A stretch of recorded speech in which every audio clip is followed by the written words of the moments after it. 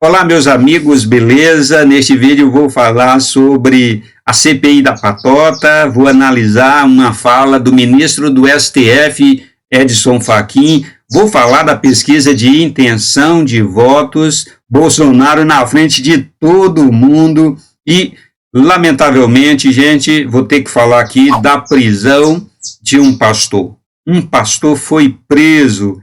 Assiste este vídeo até o final.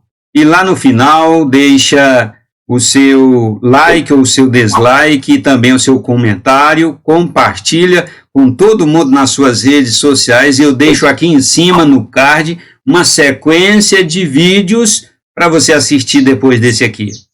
O ministro Edson Fachin, o populismo totalitário ronda a democracia brasileira. Aqui, minha gente, é necessário entender o que significa democracia, as palavras do Edson Fachin. Democracia, aqui para ele, significa o STF fazer o que quiser, os ministros do STF fazerem o que quiserem, né? Democracia para ele é isto. Democracia para ele não significa a vontade popular, né? Então ele diz, o populismo totalitário ronda a democracia brasileira, né? Ronda o STF, ronda os ministros do STF, ronda esse establishment que eles chamam de poder, né? Chamam o STF de poder judiciário. Esta Constituição brasileira, que na verdade é uma Constituição de atraso, Essa Constituição brasileira chama os ministros do STF, não somente chama, mas coloca o STF como judiciário de uma maneira completamente inconsistente, porque ela chama de poder aqueles que a população brasileira elege para representá-los, mas também chama de poder, né? Essa Constituição Federal diz que o poder é que emana do povo e o povo escolhe os seus representantes para conduzir a nação, para representá-los no executivo e legislativo. Essa mesma Constituição coloca como sendo poder aqueles a quem o povo não elege para representá-los. Então, uma inconsistência absurda, e ele chama de democracia justamente esse poder. Este poder, eles estão sedimentados nesta visão de mundo, nesta compreensão de que eles são o poder do país. Então, democracia é aquilo que emana deles, não é aquilo que emana do povo. O populismo totalitário, ele está chamando, são as pessoas, a vontade popular das pessoas.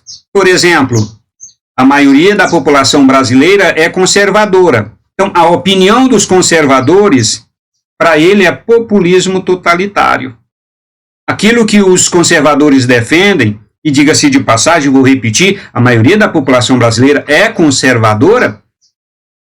Para ele, os conservadores, né, as ideias conservadoras, a visão conservadora de mundo, ele chama aqui de populismo totalitário.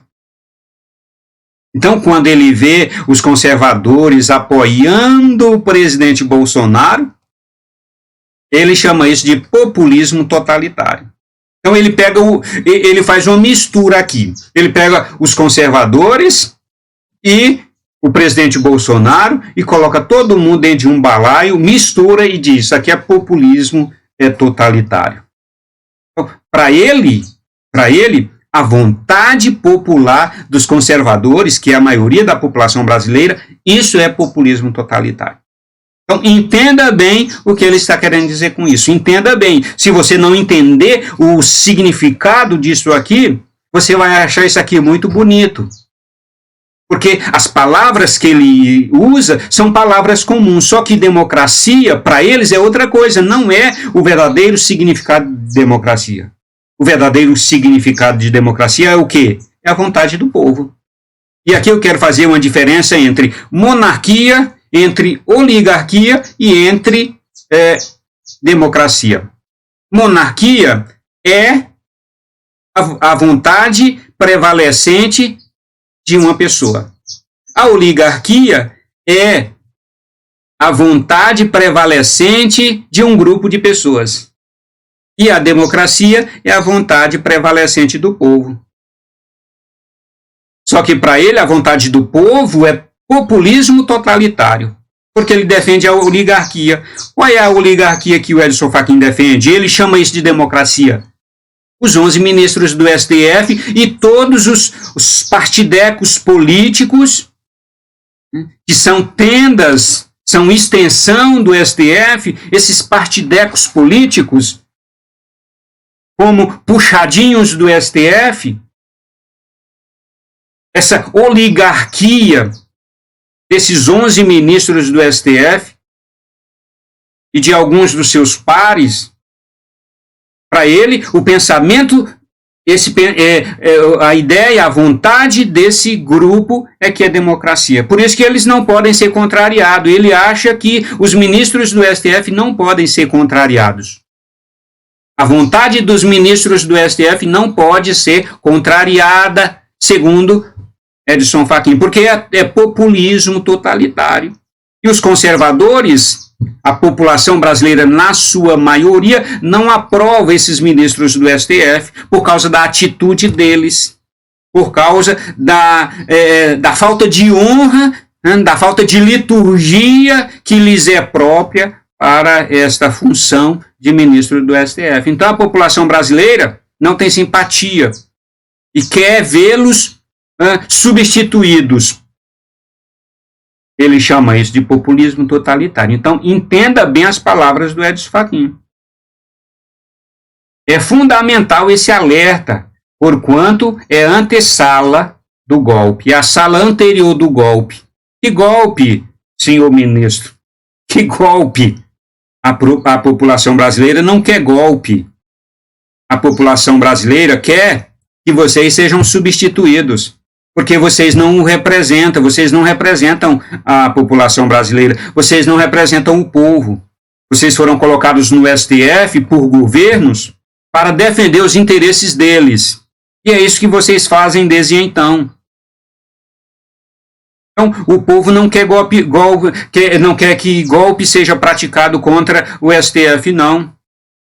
A população brasileira quer que vocês sejam substituídos, porque a população brasileira não aguenta mais a Vossa Excelência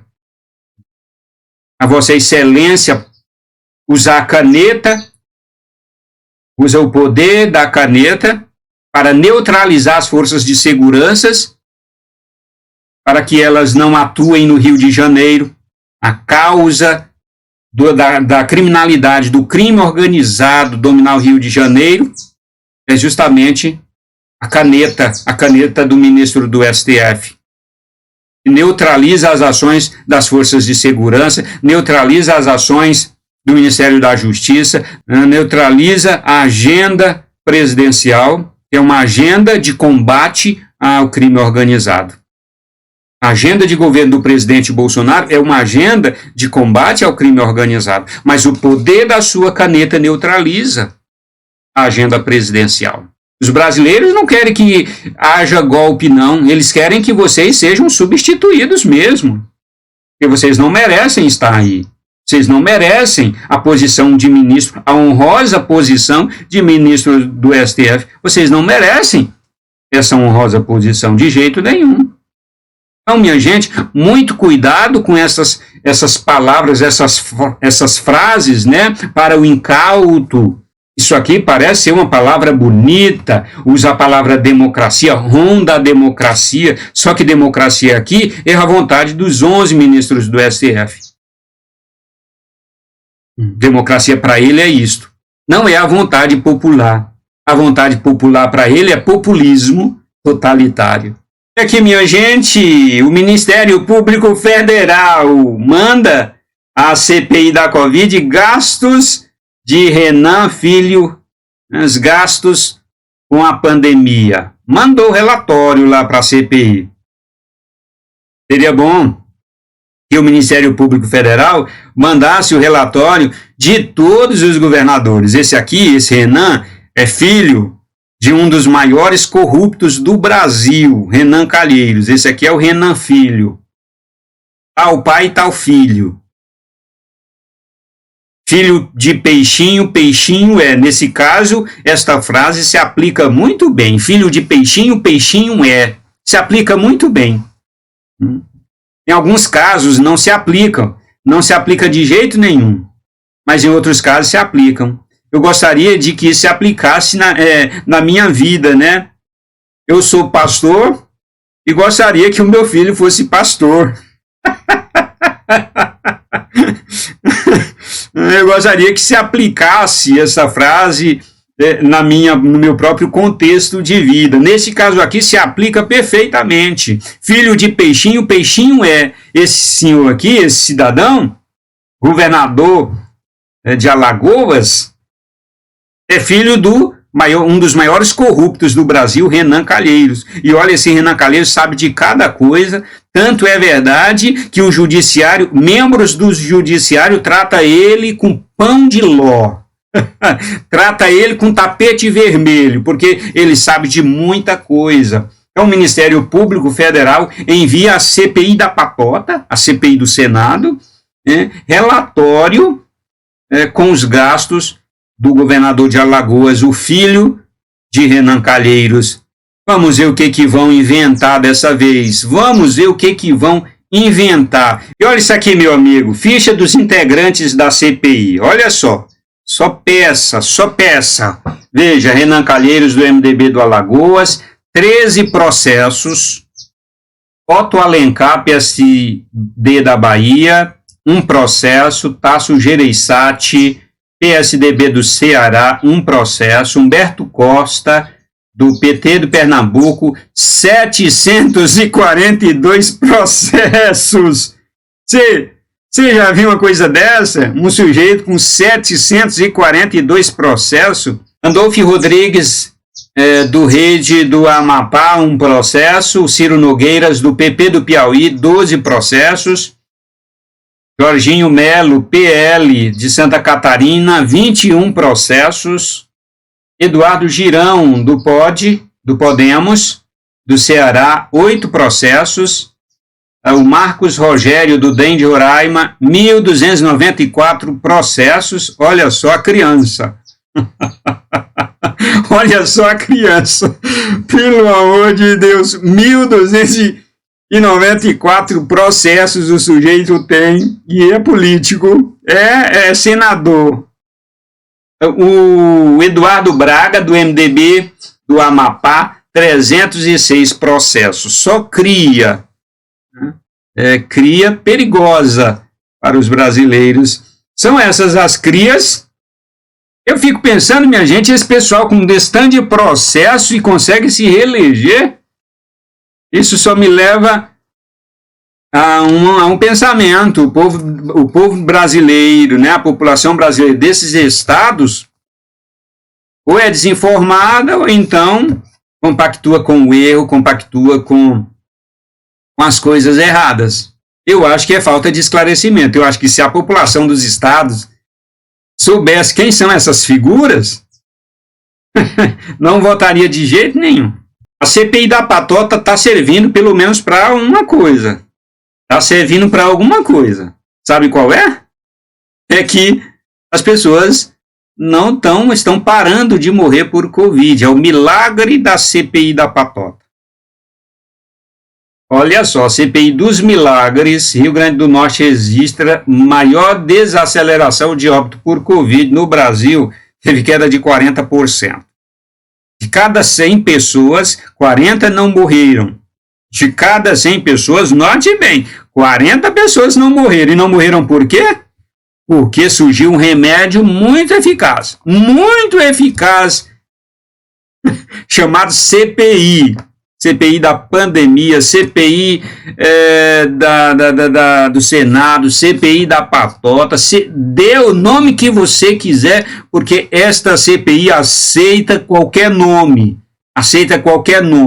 Se está nessa CPI pessoas com mais de 1.000 processos judiciais, se aceita políticos corruptos. Todos os integrantes da CPI estão envolvidos em coisas erradas. Se aceita esse pessoal, por que não aceita ser chamada do que quiser.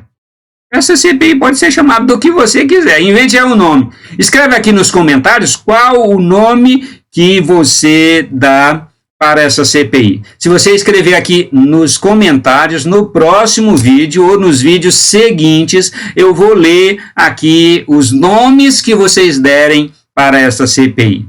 Mas que é fato, isto é, ela está fazendo milagres, e em alguns estados o milagre é muito maior. No Rio Grande do Norte, o remédio chamado de CPI do Senado não deixou pelo menos 40 pessoas, né, 40 de 100 pessoas não morrerem. Um grande feito, um grande milagre, né, esta CPI. E eu tô gostando, gente, eu tô gostando disso aqui, eu tô gostando desse rapaz, o Nicolas Ferreira. Eu gosto desse rapaz. Realmente, ele tem se mostrado um conservador consistente, uma pessoa séria, uma pessoa muito correta, uma pessoa que preza pela lisura. E eu estou gostando muito dele. Olha só o que um tubarão da política disse a respeito dele. Braveza esse garoto, né? A braveza de garoto se responde com palmada. O Calil dizendo que a braveza de garoto se responde com palmadas. Nicolas Ferreira é o vereador mais novo do Brasil, vereador em BH. Olha só, Minas Gerais aí tendo o vereador mais novo do Brasil e que tem se apresentado, se mostrado um conservador consistente e com lisura. Esse tubarão da política, Calil é do PSD, é prefeito de BH e muito cheio aí de pompa, se achando o máximo, chamando o Nicolas Ferreira de garoto que merece palmada. Ele não gosta de ser questionado, né? Corrupto não gosta de ser colocado contra a parede, não gosta. Então, Nicolas está cobrando transparência do Calil, está cobrando. Senhor Calil, queremos transparência nos gastos da verba federal que veio aqui para BH, para o combate à pandemia. Nós queremos transparência. Mande aí o relatório.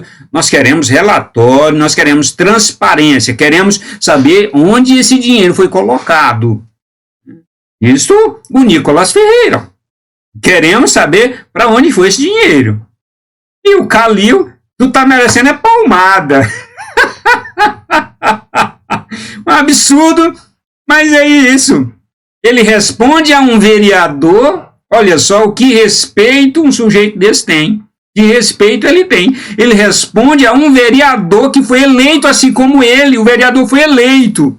Ele responde desta maneira. Está merecendo é palmada.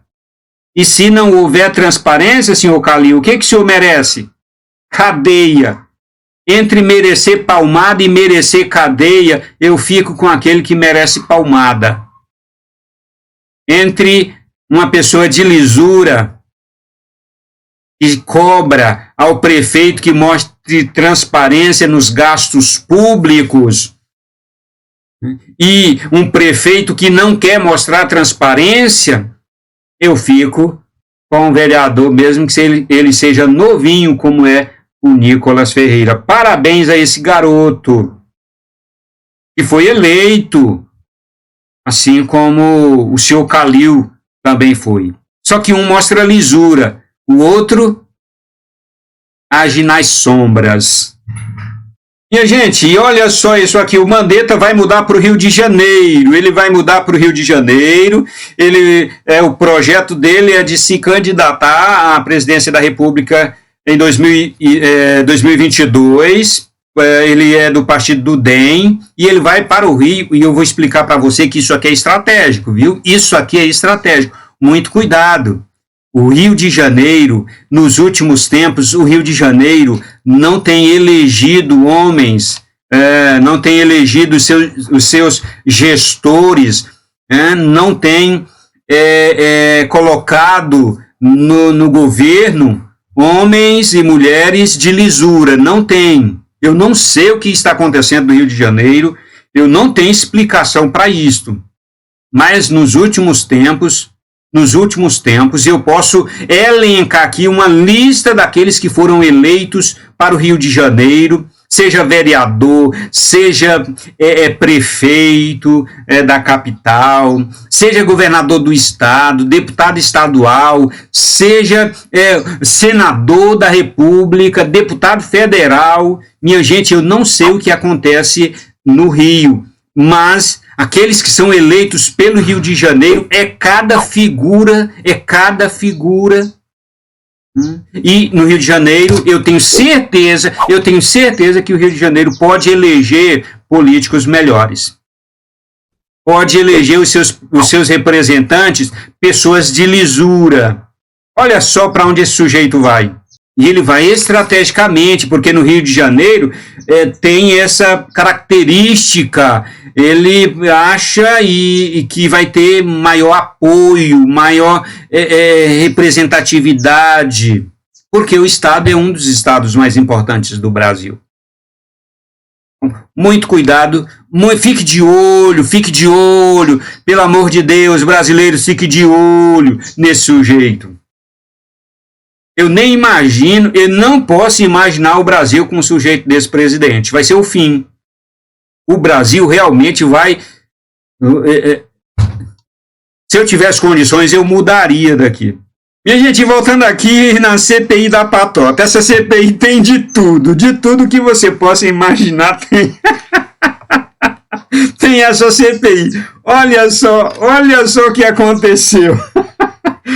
O Renan Calheiros, relator da CPI da Patota, caiu numa armadilha do próprio colega de CPI, aquele Marcos Rogérios, que eu falei anteriormente, colega de CPI, aquele que tem o maior número de processos, 1.294 processos o sujeito tem. Olha só o calibre do sujeito. E é senador. Olha só.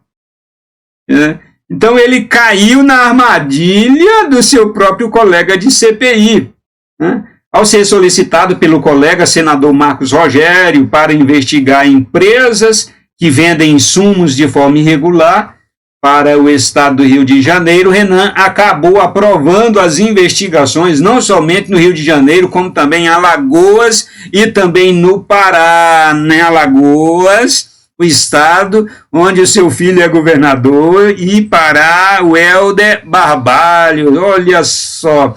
Então ele cai aí nessa armadilha. Então vai investigar o filho, né? Caiu na armadilha. Vai investigar o filho. E eu não vejo a hora. Eu sonho, gente. Acho que o brasileiro de bem sonha, em ver esses políticos corruptos na cadeia. É o sonho de todo brasileiro de bem. E aqui, minha gente, foguetes disparados contra Israel são neutralizados por bateria antiaéreas. Aconteceu ontem, dia 10, segunda-feira. Aqui imagens dos... E olha só, veja aqui este vídeo curtinho de 12 segundos.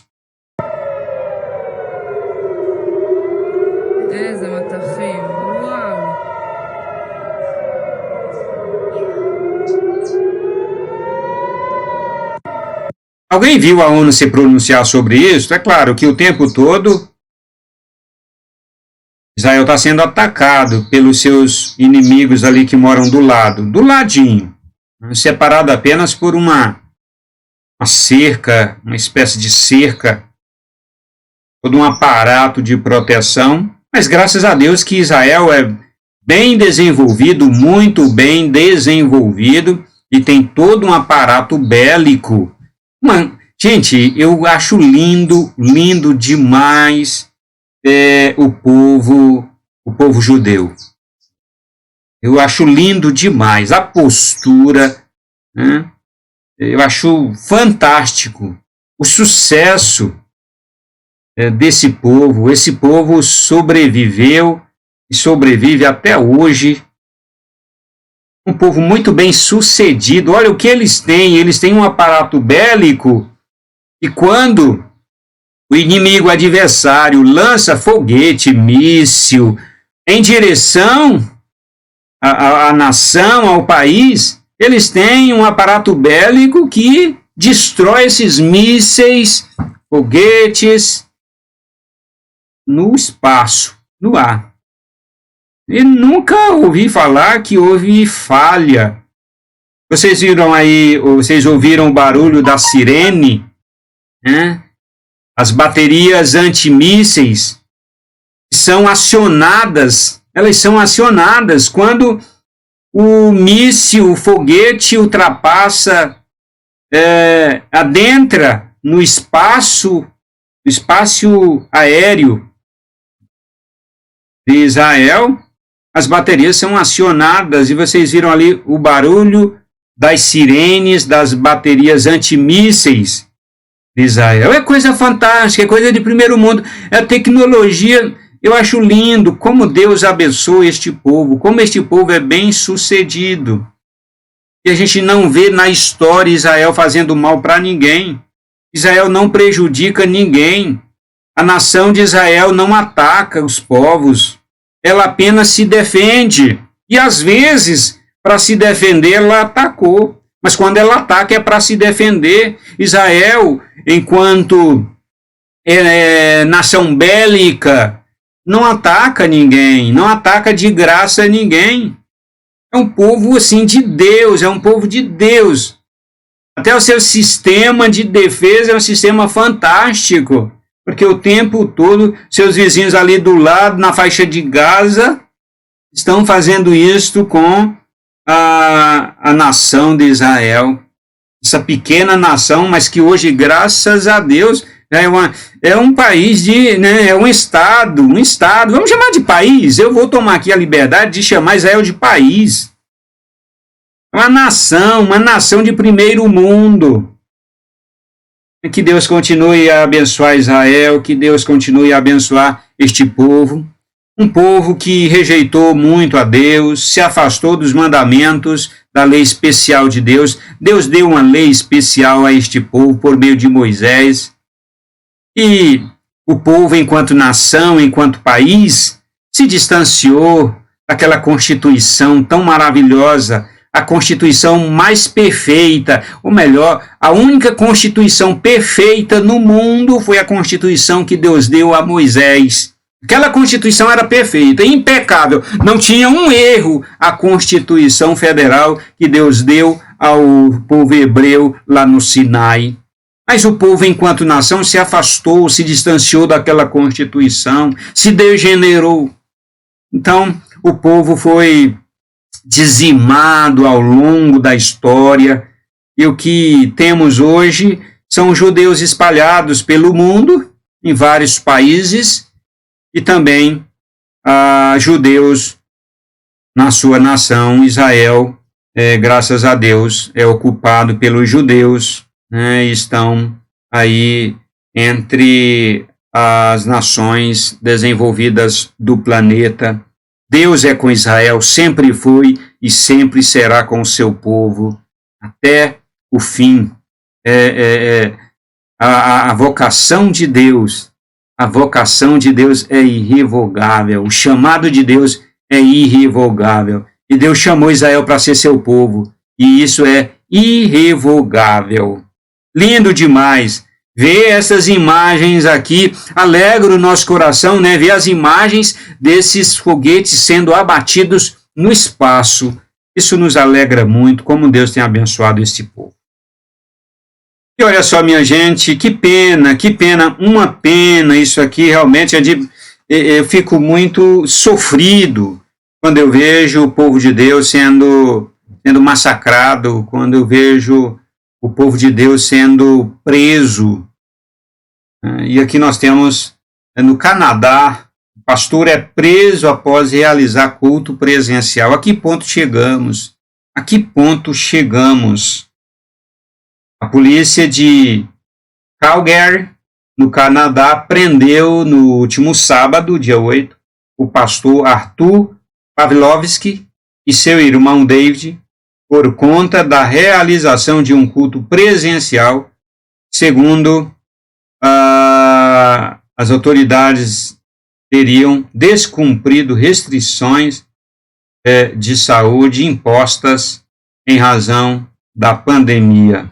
E, gente, no Canadá é diferente daqui. No Canadá, a religião é reconhecida diferentemente daqui. Lá, a religião é serviço essencial. E, além do mais, na Constituição canadense, diz que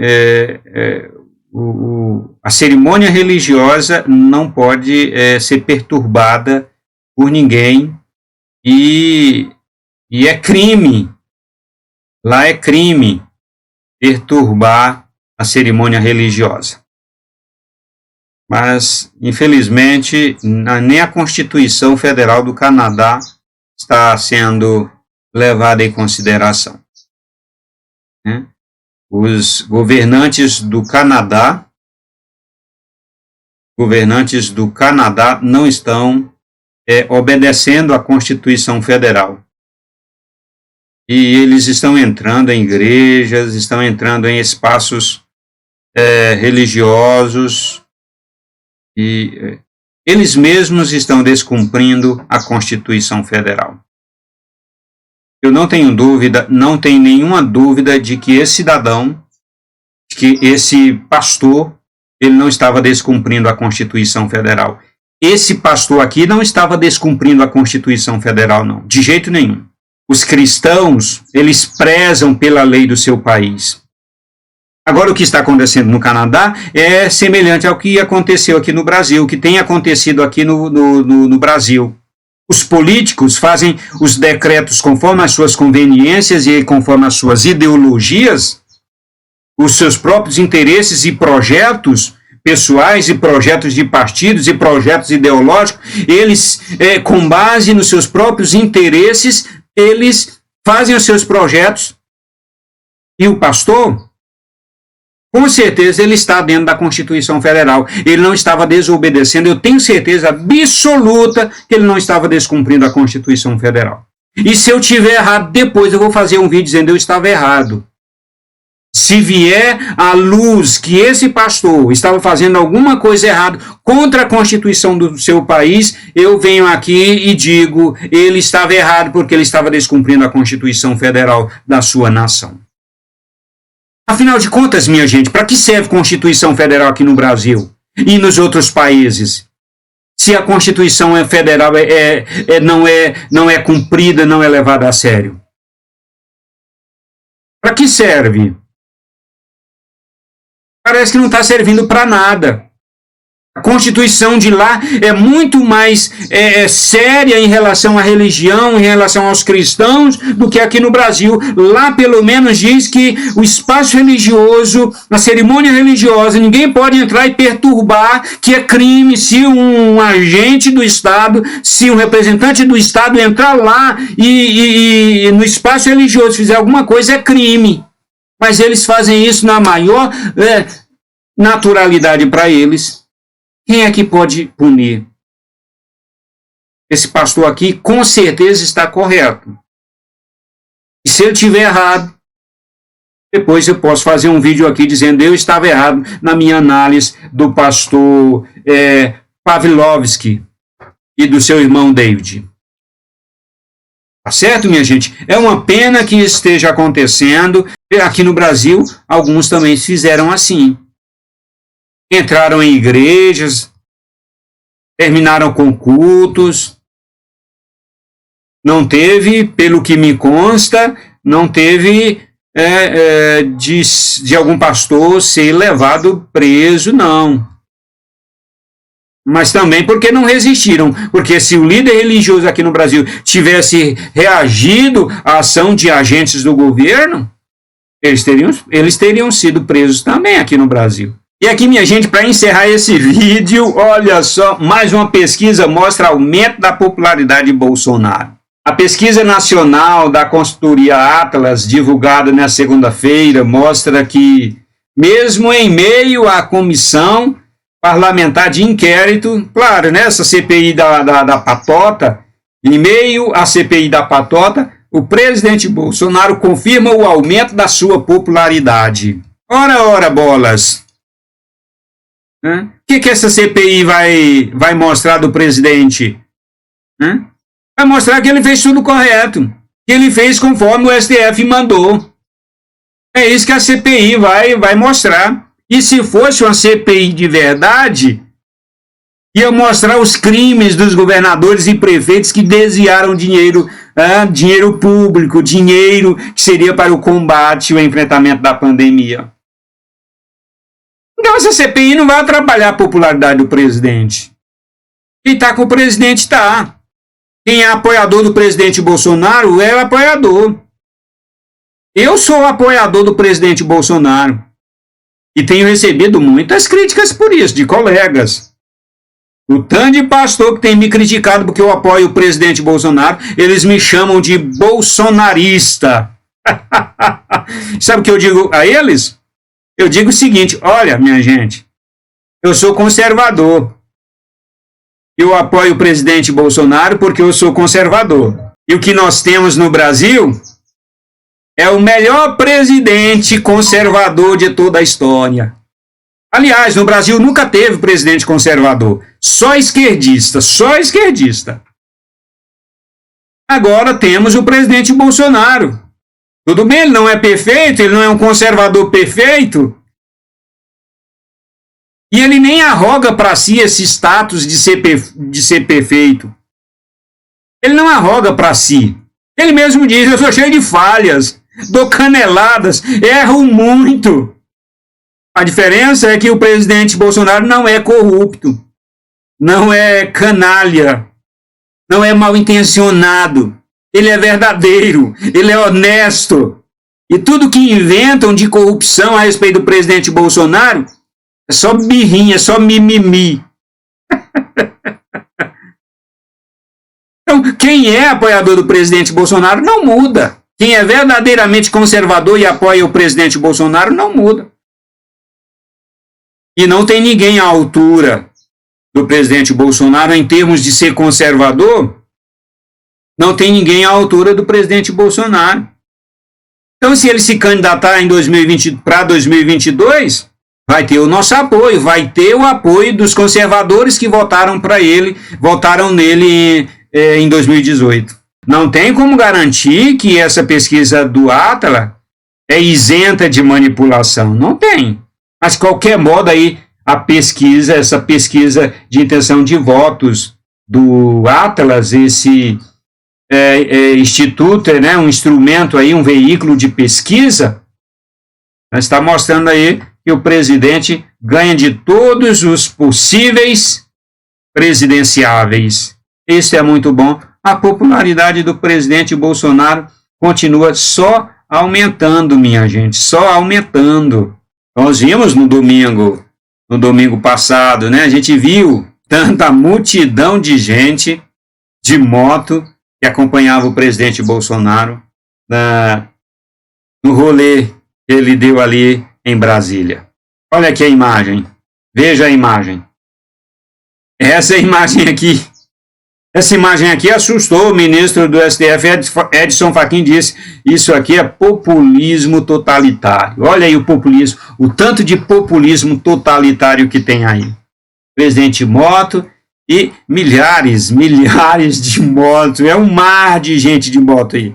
Que venha 2022 e com voto auditável, meus amigos, não vai ter para onde, não vai ter para onde. E se o presidente Bolsonaro vier com uma agenda de governo, uma proposta de agenda de governo conservadora, aí pronto, vai ser eleito mesmo, vai ser reeleito mesmo.